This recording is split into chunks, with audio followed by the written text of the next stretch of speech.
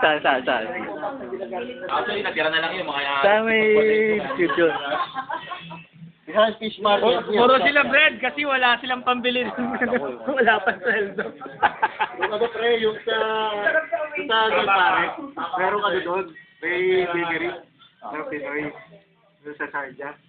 And, binukulit namin pare, yung isang buwan, yung bago pa lang, napasweldo, di ba? Punta kami doon pare, pabili nga ng ano, pandikoko, parang pandikoko, 150.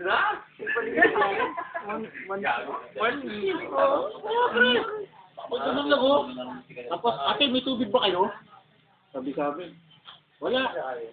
Ano na lang, bumili kayong ano, 1 dirham lang naman yung soft drinks, hindi pa kayo makabili. Ginano kami? Putang lang to, ang yabang nito ah. Ate, magkano yung cake yung malaki? Sabi, huwag na kayo magtanong, wala na ba kayo pera? Sabi ko, sabi ko, pag kami sumili ko, bibili ko to, hayop ka. Ang yabang pre. Siya na yan lahat. Sabi ko, pag-atawag ko niya, parang siguro nga, pero dala mga ginutao sa nalalagyan. Sino nakatira na dito sa... Sabi ko, pinagkakatawa namin. Bumili na ng